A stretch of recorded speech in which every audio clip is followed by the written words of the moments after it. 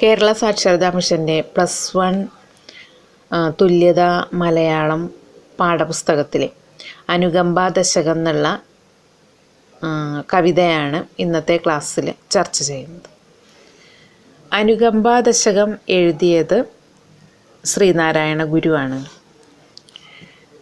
ശ്രീനാരായണ ഗുരുവിനെക്കുറിച്ച് പറയുമ്പോൾ കേരള നവോത്ഥാനത്തിൻ്റെ ശില്പി എന്ന് അദ്ദേഹത്തെ നമുക്ക് വിശേഷിപ്പിക്കാനായിട്ട് കഴിയും.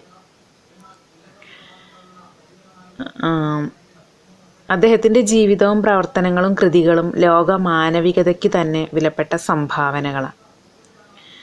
അപ്പോൾ ഗുരുവിൻ്റെ ദർശനങ്ങൾ ലോകസമാധാനത്തിനും ശാന്തിക്കും ഉതകുന്ന തരത്തിൽ ഉന്നത നിലവാരം പുലർത്തുന്നവയെ.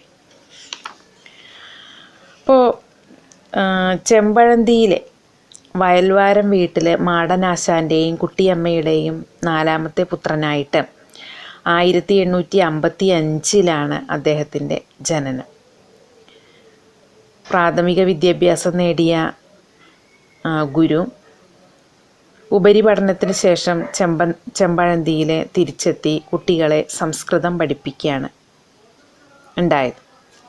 അപ്പം അങ്ങനെ നാണു ആശാനായി മാറി. പിന്നീട് മരുത്വാമലയിലും അരുവിപ്പുറത്തും തപസ്സനുഷ്ഠിച്ച് ശ്രീനാരായണ ഗുരുവായി തീർന്നു.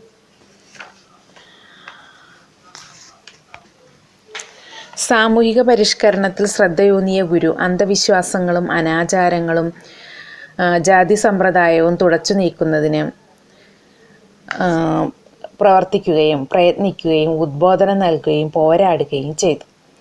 തിരുവിതാംകൂറിൽ ക്ഷേത്രപ്രവേശനത്തിന് വേണ്ടി നടന്ന സമരത്തിൽ ഗുരുദേവൻ്റെ സംഭാവന അതുല്യമാണ്.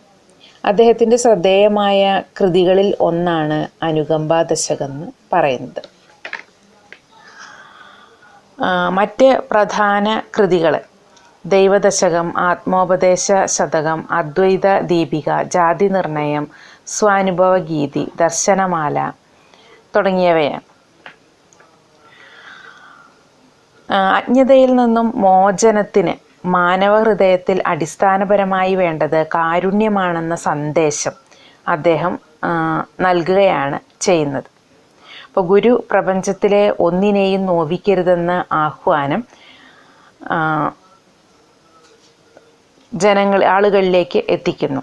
അപ്പം അറിവാണ് അന്ധകാരത്തിൽ നിന്നുള്ള മോചനത്തിൻ്റെ മുഖ്യപാതാണ് അദ്ദേഹം അനുകമ്പ ദശകം എന്നുള്ള പാഠഭാഗത്തിലൂടെ ഉദ്ബോധിപ്പിക്കുകയാണ് ചെയ്യുന്നത്.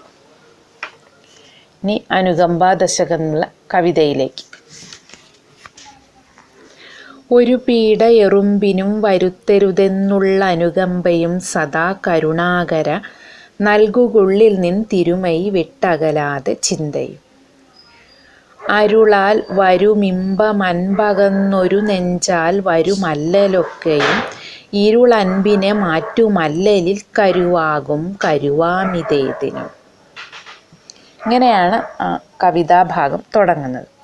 അപ്പോൾ ഒരു പീഡ എറുമ്പിനും വരുത്തരുതെന്നുള്ള അനുകമ്പയും സദാ കരുണാകര നൽകുകുള്ളിൽ തിരുമൈ വിട്ടകലാതെ ചിന്തയും.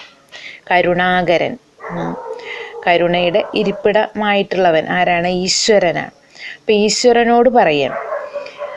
എന്താണ് ഈശ്വരനോട് പറയുന്നത്? ഒരു പീഡ എറുമ്പിനും വരുത്തരുതെന്നുള്ള അനുകമ്പയും സദാ. അപ്പോൾ ഉറുമ്പിന് പോലും ഒരു പീഡ, അതായത് ഒരു ജീവിയെയും ദ്രോഹിക്കരുത്.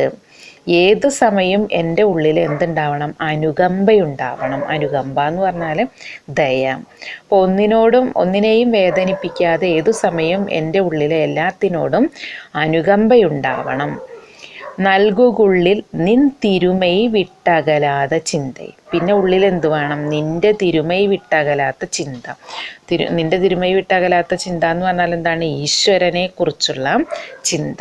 അപ്പം ഏതു സമയവും ഒരു ജീവിയെയും ഉപദ്രവിക്കാതെ ഒന്നിനെയും വേദനിപ്പിക്കാതെ എല്ലാത്തിനോടും അനുകമ്പയോടുകൂടി ഇരിക്കുവാനും അതേപോലെ തന്നെ ഈശ്വര ചിന്തയും എൻ്റെ മനസ്സിലെ എല്ലാ സമയത്തും ഉണ്ടാവണേന്ന് ഈശ്വരനോട് പ്രാർത്ഥിക്കുകയാണ് ചെയ്യുന്നത്. അരുളാൽ വരുമിമ്പമൻപകന്നൊരു നെഞ്ചാൽ വരുമല്ലലൊക്കെയും. അരുളാൽ വരുമിമ്പമൻപകന്നൊരു നെഞ്ചാൽ.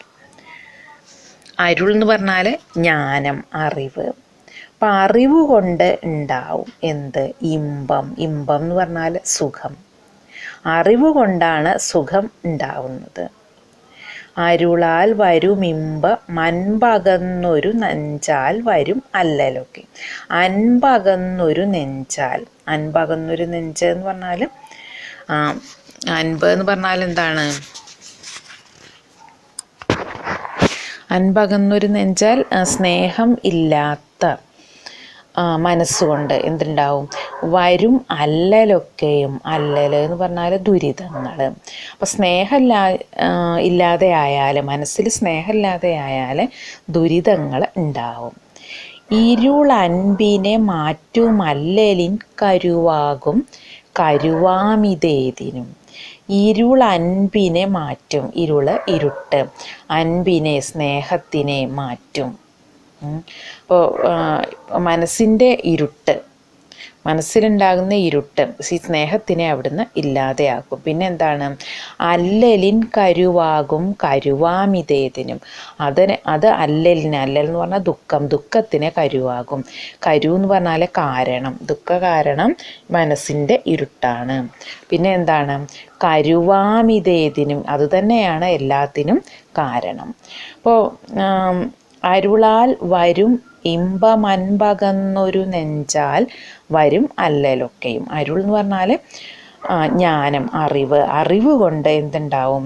വരും ഇമ്പം, സ്നേഹം, സുഖം. ഇതൊക്കെ എന്തുകൊണ്ടുണ്ടാവും? ഇമ്പം എന്ന് പറഞ്ഞാൽ സുഖം. ഇതൊക്കെ എന്തുകൊണ്ടാണ് ഉണ്ടാവുന്നത്? അറിവ് കൊണ്ട്, ജ്ഞാനം കൊണ്ട്. അറിവ് എന്നിവിടെ ഉദ്ദേശിക്കുന്നത് എന്താണ്? തിരിച്ചറിവാണ്. അല്ലാതെ നമുക്കൊരുപാട് സർട്ടിഫിക്കറ്റുകൾ കിട്ടുന്നതോ അല്ലെങ്കിൽ പുസ്തകത്തിൽ നിന്ന് നമ്മൾ ഉണ്ടാക്കുന്ന അറിവോ അതല്ല അറിവ് എന്നുള്ളതുകൊണ്ട്, ജ്ഞാനം എന്നുള്ളതുകൊണ്ട് ഉദ്ദേശിക്കുന്നത് തിരിച്ചറിവാണ്. അപ്പം അതുകൊണ്ട് നമുക്ക് എന്തുണ്ടാവും? സുഖം ഉണ്ടാവും. അതേപോലെ അൻപകന്നൊരു നെഞ്ചാൽ, സ്നേഹമില്ലാത്ത മനസ്സിൽ എന്താ ഉണ്ടാവുക? വരും അല്ലലൊക്കെയും, ഏത് സമയവും ദുരിതങ്ങൾ ഉണ്ടാവും. ഇരുൾ അൻപിനെ മാറ്റും. മനസ്സിലുണ്ടാകുന്ന ഇരുട്ട് സ്നേഹത്തിനെ ഇല്ലാതെയാക്കും. അല്ലലിൻ കരുവാകും കരുവാമിതേതിനും. അതുതന്നെയാണ് ദുഃഖത്തിൻ്റെ കാരണമായി മാറുന്നത്. എല്ലാ ദുഃഖത്തിൻ്റെയും കാരണം എന്ന് പറയുന്നത് മനസ്സിലുണ്ടാകുന്ന ഈ ഇരുട്ടാണ് എന്ന് കവി ഗുരു ഉദ്ബോധിപ്പിക്കുകയാണ് ചെയ്യുന്നത്. അരുളൻപനുകമ്പ മൂന്നിനും പൊരുളൊന്നാണിത് ജീവതാരകം. അരുളുള്ളവനാണു ജീവിയെന്നുരുവിട്ടിടുക ഈ നവാക്ഷരി. അരുളൻപ് അനുകമ്പ. അരുള് എന്ന് പറഞ്ഞാൽ ജ്ഞാനം, അരുള്. പിന്നെന്താ പറഞ്ഞത്? അരുളൻപ് അനുകമ്പ. അൻപ് എന്ന് പറഞ്ഞാൽ സ്നേഹം, അനുകമ്പ ദയ. അപ്പോൾ ജ്ഞാനം, സ്നേഹം, ദയ, ഇത് മൂന്നിനും പൊരുളൊന്നാണിതു ജീവതാരകം. ഇത് മൂന്നും കൂടി കൂടുമ്പോൾ മൂന്നിനും പൊരുൾ ഒന്നാണ്. മൂന്നിൻ്റെയും കൂടിയുള്ള അർത്ഥം, മൂന്നും കൂടിയും കൂടിയാലുള്ള അർത്ഥം എന്താണ്? ജീവതാരകം, ജീവി. താരകം എന്ന് പറഞ്ഞാൽ നക്ഷത്രം. മിന്നി തിളങ്ങുന്ന ജീവൻ എന്ന് പറയുന്നത് അതാണ്. ഏതൊക്കെയാണ്? അരുള്, അൻപ്, അനുകമ്പ. ഇത് മൂന്നും കൂടുന്നത്. അരുള് എന്ന് പറഞ്ഞാൽ ജ്ഞാനം, അനുകമ്പ ദയ, അൻപ് എന്ന് പറഞ്ഞാൽ സ്നേഹം. ഈ മൂന്നും കൂടുമ്പോഴാണ് എന്തായി മാറുന്നത്? ഒരു ജീവിയായിട്ട് മാറുന്നത്. അരുളുള്ളവനാണു ജീവി എന്നുരുവിട്ടിടുക ഈ നവാക്ഷരി. അരുളുള്ളവനാണ് ജീവി. അരുളുള്ളവൻ എന്ന് പറഞ്ഞാൽ ജ്ഞാനം ഉള്ളവൻ, അറിവുള്ളവനാണ് ജീവി. ഉരുവിട്ടിടുക ഈ നവാക്ഷരി, ഈ പുതിയ അക്ഷരങ്ങളെ ഏത് സമയവും നിങ്ങൾ ഉരുവിട്ടിടുക. അതായത് നമ്മൾ മന്ത്രം ചൊല്ലുന്നത് പോലെ എന്താണ് അറിയേണ്ടത്? ജീവി എന്ന് പറഞ്ഞാൽ ജ്ഞാനം ഉള്ളവനാണ്. അപ്പോൾ നമുക്ക് എപ്പോഴും ജ്ഞാനം ഉണ്ടാക്കാനായിട്ടുള്ള ശ്രമം നടത്തണം. ജ്ഞാനം എന്ന് പറഞ്ഞാൽ വെറും അറിവല്ല. എന്തറിവാണ്? തിരിച്ചറിവാണ്.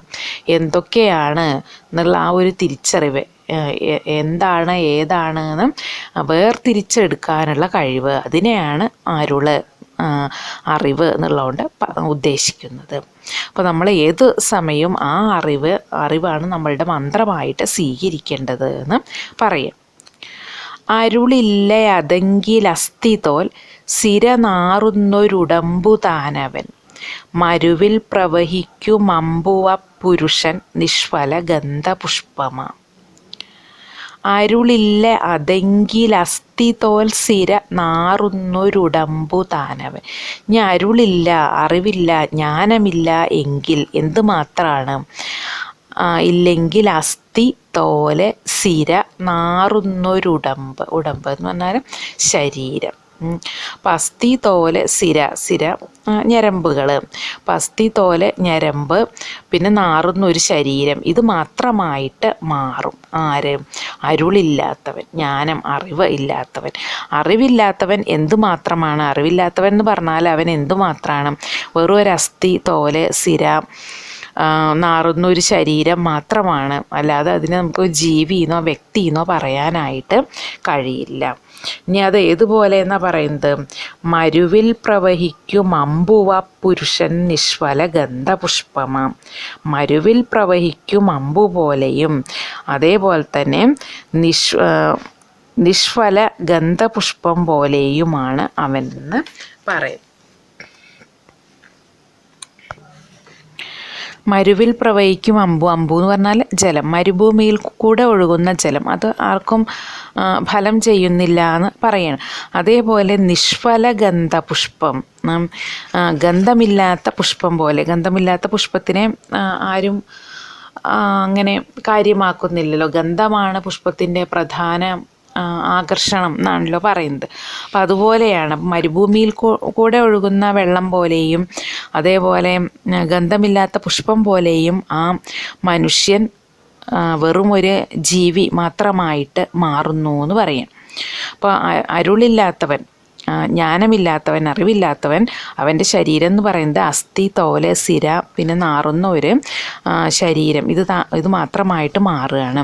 മരുഭൂമിയിൽ കൂടെ ഒഴുകുന്ന വെള്ളം പോലെയും അതേപോലെ ഗന്ധമില്ലാത്ത പുഷ്പം പോലെയും അവൻ ഒന്നിനും കൊള്ളാത്തവനായി മാറുന്നു എന്ന് കവി പറയും. ഇനി അതിന് താഴെ അതിൻ്റെ ഫലശ്രുതി എന്ന് പറഞ്ഞ് കൊടുത്തിട്ടുണ്ട്. അരുമാമരയോതും അർത്ഥവും ഗുരുവോതും മുനിയോതും അർത്ഥവും ഒരു ജാതിയിലുള്ളതൊന്നു താൻ പൊരുളോർത്താൽ അഖിലാഗമത്തിനും. അരുമാമരയോതും അർത്ഥവും, അരുമാമര ബന്ധുക്കൾ ഓതുന്ന അർത്ഥവും ആശയവും, ബന്ധുക്കൾ പറയുന്നതും. ഗുരുവോതും മുനിയോതും അർത്ഥവും, ഗുരുവും മുനിയും ഒക്കെ ഓതിത്തരുന്ന ആശയങ്ങളും, പറഞ്ഞു തരുന്ന ആശയങ്ങളും. ഒരു ജാതിയിലുള്ളതൊന്നു താൻ പൊരുളോർത്താൽ അഖിലാഗമത്തിനും. ഒരു ജാതിയിലുള്ളത് ഒന്നു താൻ, ഇതൊക്കെ ഒരേപോലുള്ളത് തന്നെയാണ്. പൊരുളോർത്താൽ അഖിലാഗമത്തിനും, ഇതിൻ്റെയൊക്കെ പൊരുൾ എന്ന് പറഞ്ഞാൽ അർത്ഥം എന്തു തന്നെയാണ്? അഖിലാഗമത്തിന്, ഈ ലോകത്തിൻ്റെ നന്മയ്ക്ക് വേണ്ടിയിട്ടുള്ളതാണ്. അപ്പോൾ ബന്ധുക്കളായിട്ടുള്ളവരും ബന്ധു എന്ന് പറഞ്ഞാൽ ആരാണ്? നമ്മൾ ഉദ്ദേശിക്കുന്ന ബന്ധുക്കളല്ല, പിന്നെ ആരാണ്? നമുക്ക് നന്മ ഉപദേശിക്കുന്നവർ, നമുക്ക് നല്ല കാര്യങ്ങൾ പറഞ്ഞു തരുന്ന ആളുകൾ, നന്മ ഉപദേശിക്കുന്നവർ, അവരാണ് ബന്ധുക്കൾ. അപ്പം അങ്ങനെയുള്ള ബന്ധുക്കൾ പറഞ്ഞു തരുന്നതും ഗുരു ഓതുന്നതും മുനി ഓതുന്നതും ഒക്കെ ഒരേ ജാതിയിലുള്ളതാണ്. ഇതൊക്കെ എന്തിനുള്ളത് തന്നെയാണ്? ഈ ലോകത്തിൻ്റെ സുസ്ഥിതിക്ക് വേണ്ടി ഉള്ളത് മാത്രമാണ് എന്ന് ഗുരു ഉപദേശിക്കുക. അപ്പോൾ പറഞ്ഞ കാര്യങ്ങൾ എന്തൊക്കെയാണ്? ജീവി എന്ന് പറയണമെങ്കിൽ എന്ത് വേണം? അരുള്, അൻപ്, അനുകമ്പ. ഇത് മൂന്നുള്ളവൻ മാത്രമേ എന്തായിട്ട് മാറുന്നുള്ളൂ? ജീവിയായിട്ട് മാറുന്നുള്ളൂ. അപ്പോൾ ഇത് മൂന്നും ഇല്ലാത്തവനെ സംബന്ധിച്ചിടത്തോളം അവൻ്റെ ശരീരം എന്ത് മാത്രമാണ് എന്ന് പറഞ്ഞത്? അസ്ഥി തോല് സിര നാറുന്നൊരുടമ്പും, മാറുന്നൊരു ശരീരം, ഇത് മാത്രമാണ്. ഇത് മരുഭൂമിയിലൂടെ ഒഴുകുന്ന വെള്ളം പോലെയും ഗന്ധമില്ലാത്ത പുഷ്പം പോലെയും നിഷ്ഫലമാണ് എന്നും കൂടി ഗുരു കൂട്ടിച്ചേർക്കുകയാണ് ചെയ്യുന്നത്.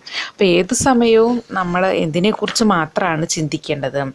ഒരു ജീവിക്കും യാതൊരു ഉപദ്രവവും വരുത്താതെ എപ്പോഴും ഈശ്വരനെക്കുറിച്ചുള്ള ചിന്തകളും മറ്റു ജീവികളോടുള്ള അനുകമ്പയും മാത്രമാണ് മനസ്സിലുണ്ടാക്കേണ്ടത് എന്ന് ഗുരു പറയുന്നു. അതേപോലെ തന്നെ ജ്ഞാനം, അറിവാണ് എല്ലാം സ്നേഹത്തിനെയും മനസ്സിലേക്ക് കൊണ്ടുവരുന്നത്. അരുളില്ലാത്ത അല്ലെങ്കിൽ അറിവില്ലാത്ത, ജ്ഞാനമില്ലാത്ത മനസ്സ് എന്ന് പറഞ്ഞാൽ അവിടെ എന്താണ്, അല്ലലുകളാണ് ഉണ്ടാവുന്നത്. അപ്പോൾ ഇരുട്ട്, മനസ്സിലുണ്ടാകുന്ന ഇരുട്ടാണ് എല്ലാ ദുഃഖത്തിൻ്റെയും കാരണം എന്ന് ഗുരു കൂട്ടിച്ചേർക്കുകയാണ് ചെയ്യുന്നത്. അപ്പോൾ ഇത്രയാണ് ആ പാഠഭാഗത്തിലുള്ളത്. പറയുന്ന കാര്യം ഇത്രയേ ഉള്ളൂ. സ്നേഹം, ദയ, അറിവ്, ഇത് മൂന്നുമാണ് ലോകത്തിൻ്റെ നിലനിൽപ്പിന് അത്യാവശ്യമായിട്ടുള്ള കാര്യങ്ങൾ.